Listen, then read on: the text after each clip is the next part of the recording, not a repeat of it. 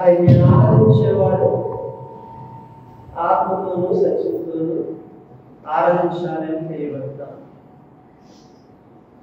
ఆత్మతో అంటే మన ఆత్మతో అంటే ఆసక్తితో ఆరాధించడానికి ఆసక్తితో ఆరాధించాలా అనేది తెలియబడతాం. సత్యంతో అంటే దేవుని వాక్యము సత్యమే ఉంటాం, అటు రీతిగా ఆరాధించాలనేది తెలియబడతాం. మనం కీర్తన 26వ కీర్తన మనం ధ్యానించుకున్నాం. 25వ కీర్తన గత వారంలో ఆలోచన చేస్తాం. 26వ కీర్తన నేను చదువుతా ఉన్నాను, దయచేసి గమనించవలసిందిగా మనం చేస్తా ఉన్నాను. యెహోవా, నేను యథార్థవంతుడై ప్రార్థిస్తున్నాను, నాకు తీర్పు తెచ్చు. ఏమీ సందేహపడకుండా యెహోవాను నేను నమ్మించున్నాను. యెహోవా నన్ను పరిశీలించుము, నన్ను పరీక్షించుము, నా అంతరింద్రియములను నా హృదయమును పరిశోధించుము. నీ కృప నా కన్నుల ఎదుట ఉంచుకుని ఉన్నాను. నీ సత్యమును అనుసరించి నడుచుకొనిచున్నాను. పనికిమాలిన వారితో నేను సాంగత్యం చేయను, వేషధారులతో పొందు చేయను. దుష్టుల సంగము నాకు అసహ్యము, భక్తిహీనులతో సాంగత్యము చేయను. నిర్దోషులని నా చేతులు కడుక్కుందు.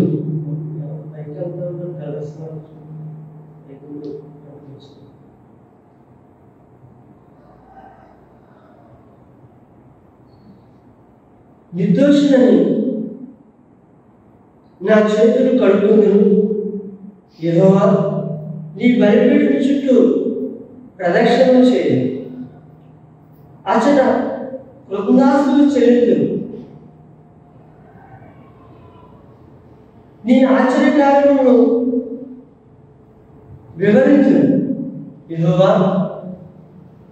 నీ నివాస మందిరము, నీ తేజోమయమైన స్థలమును నేను ప్రేమిస్తున్నాను. పాపముతో నా ప్రాణం చేర్చుకుని, నరహంతకులతో నా జీవము చేర్చుకుని. వారి చేతులు దుష్కార్యములను, వారి విధించే అంశంతో నిండి ఉన్నది. నేను యథార్థవంతుడై నడుచుకొనిచున్నాను. నన్ను విమోచింపుము, నన్ను కరుణించుము. సమభూమిలో నా పాదము నిలిపి ఉన్నాను. సమాజంలో యెహోవాను స్తుతించదు. ఈ కీర్తనలో మనం చూసినట్లయితే దేవుని గురించి తెలియబడతా ఉంది. ఆయన ఎటువంటి వాడు అనేది తెలియబడతాడు. లోకంలో ఉన్నవారు ఎలా ఉన్నారు అనేది కూడా తెలియబడతాము. లోకం గురించి కూడా తెలియబడతాము. అంతేకాకుండా ఆయన భక్తులు, కీర్తనకారులు ఆయన ఏ విధంగా ఇచ్చిస్తా ఉన్నాడు, ఆదరిస్తా ఉన్నాడు అనేది కూడా తెలియబడతా ఉంది ఈ కీర్తనలో మనం చూసినట్లయితే. కాబట్టి అంటే ఉన్నాడు, ఆయన విషయంలో ఏమీ సందేహపడిన అవసరం లేదు అనేది మనకు తెలియబడతాము. ఎందుకంటే మొదటి వాక్యం 2వ భాగంలో చెప్తా ఉన్నాడు, ఏమీ సందేహపడకుండా యెహోవా యందు నమ్మికచున్నాను. అంటే ఆయన విషయంలో ఏమీ సందేహపడిన అవసరం లేదు అనేది తెలియబడతాము. అంటే మనం ఆలోచించినట్లయితే ఈ లోకంలో అవిశ్వాసుల మధ్య విశ్వాసంతో జీవించడం, అవిశ్వాసుల మధ్య విశ్వాసంతో జీవించడం అనేది తెలియబడతా ఉంది. భక్తిహీనుల మధ్య భక్తితో జీవించడం. మనం మందిరానికి వచ్చి ఆరాధించడమే ఆరాధన కాదు, కానీ మన జీవిత విధానం అంతా ఆరాధన ఉండాలి అనేది మనకు తెలియబడతాం. ఇక్కడ చూసినట్లయితే దేవుని గురించి కొన్ని విషయాలు మనం చూస్తాము. తర్వాత లోకం ఎలా ఉన్నారో, ఈ లోకం మధ్య ఆ భక్తులు ఈ కీర్తన రాసినటువంటి దావీదు చెప్పబడతాను. కాబట్టి భక్తుడు ఎట్లా ఉన్నాడనేది మనం ఆలోచన చేసి ఆరాధిద్దాం. అంటే ఉన్నాడు ఆయన తీర్పు తీర్చేవాడు.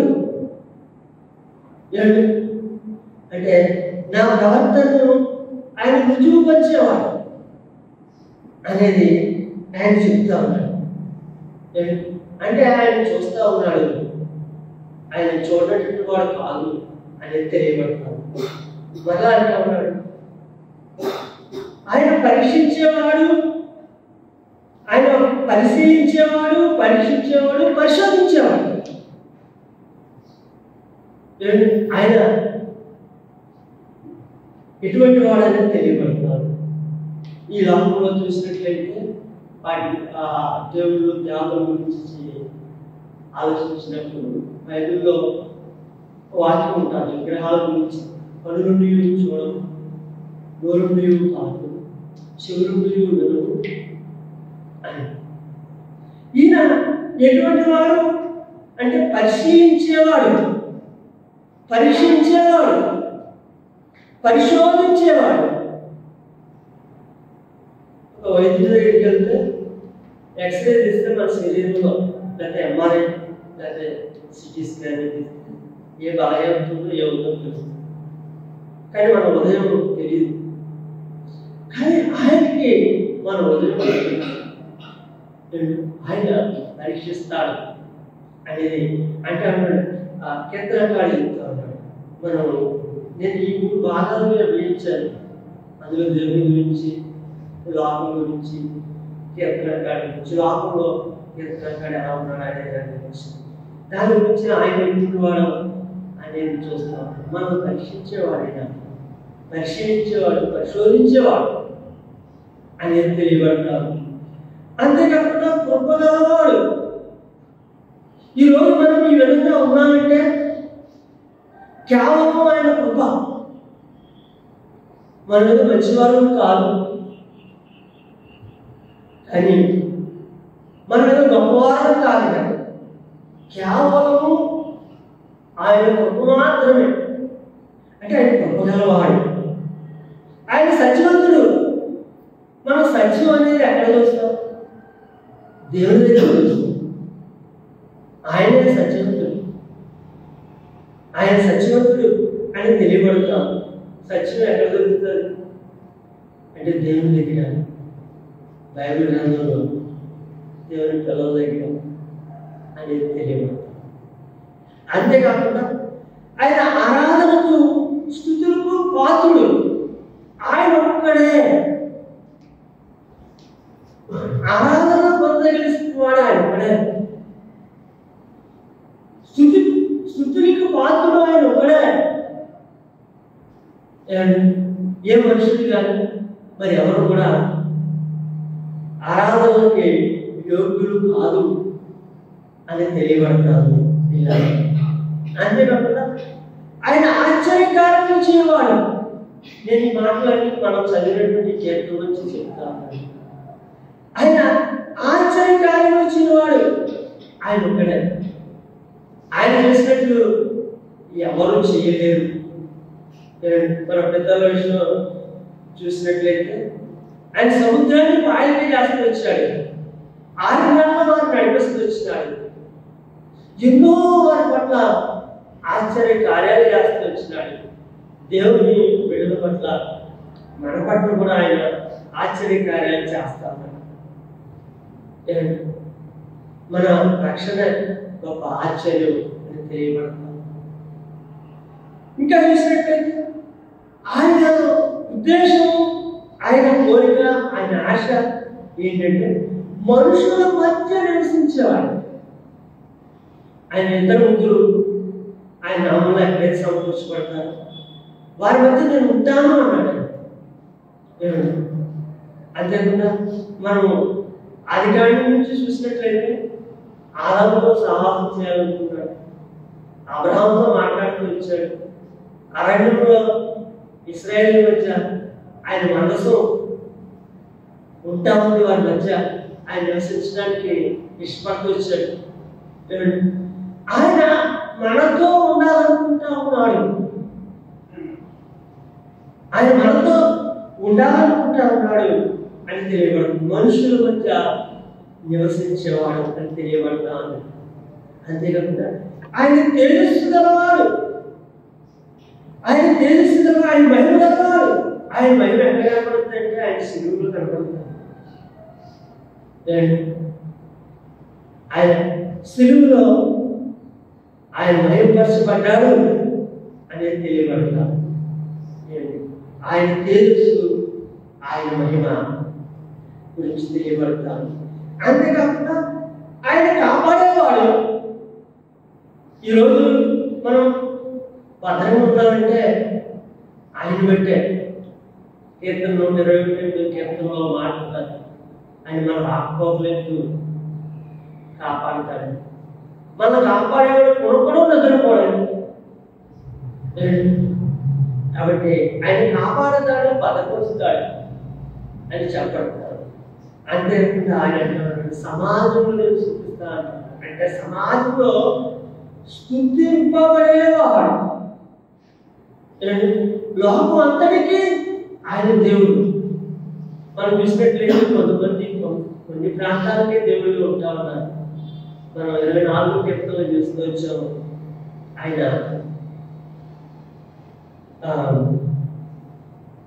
భూమియు దాని సంపూర్ణతయు, లోకమును దాని నివాసులు యెహోవాయే. లోకమంతా ఆయనే, లోకం అంతటికీ దేవుడు ఆయనే. మనం చూస్తే కొంతమంది దేవుళ్ళు అనబడేవారు కొన్ని ప్రాంతాలకే పరిమితం. కానీ దేవుడు అంతటికే ఆయన దేవుడు. కానీ ఆయన స్తుతింపబడేటువంటి వాడు, స్తుతులకు పాత్రుడు అనేది తెలియబడతాం. మనం లోకం గురించి చూసినట్లయితే లోకంలో వారు ఎలా ఉన్నారంటే ఉన్నటువంటి కీర్తనకారు పనికిమాలిన వారు ఉన్నారంటారు. అంటే ఒకవేళ భక్తిహీనులుగా ఉన్నారంటే పనికిమాలిన వారు ఉన్నారు. కానీ కొంతమంది చూసినప్పుడు అంటూ ఉంటారు, అంటారు వేషధారులు ఉన్నారు. లోకంలో చూడండి, వేషధారులు ఉంటా ఉన్నారు అంటూ ఉన్నాడు. దుష్టులు లోకంలో ఎలా ఉన్నారట? లోకం ఎలా ఉందట? దుష్టులు అని చెప్పుకుంటా ఉంది. భక్తిహీనులు అంతేకాకుండా పాపులు, నరహంతకులు దుష్కార్యాలు చేసేవారు, లంచాలు తీసుకునేటువంటి వారు అని కీర్తనకారుడు ఆయన చెప్తున్నట్లుగా తెలియబడతాడు. అంటా ఉన్నాడు, తను ఈ లోకంలో ఎలా ఉన్నానో చెప్తా ఉన్నాడు. మనం ఇది ఆరాధనకే మనం పాల్చొచ్చాము. ఆయన ఏ విధంగా జీవిస్తా ఉన్నాడు, ఏ విధంగా ఉన్నాడు అనేది కీర్తనకారుడు చెప్తా ఉన్నాడు. అంటే ఉన్నాడు యథార్థత, నేను యథార్థంగా ఉన్నానంటా ఉన్నాడు. యథార్థత అంటే ఆలోచన, మాట, పని ఒక్కటై ఉంటాం. ఆలోచించేది ఒకటే, పలికేది ఒకటే, చేసేది ఒకటే. మూడు కలిస్తేనే యథార్థత. కొంతమంది ఆలోచన ఒకటే, మాట ఒకటి, పని ఒకటి. అది యథార్థత కాదు అనేది తెలియబడతాను. అంతే అంటే విశ్వాసం, కీర్తనకారుడు విశ్వాసం గురించి చెప్తా ఉన్నాడు. నేను యథార్థం ఉన్నాను, నేను విశ్వాసంతో ఉన్నాను. అంటే విశ్వాసం అంటే అన్ని విషయాల్లో ఆయన వైపు చూడటం, అన్ని విషయాల్లో ఆయన వైపు చూడడం అనేది తెలియబడతాను. అంతేకాకుండా అంటా ఉన్నాడు, నా ఎదుట దైవాన్ని ఉంచుకున్నానంటాడు. తన ఎదుట దైవాన్ని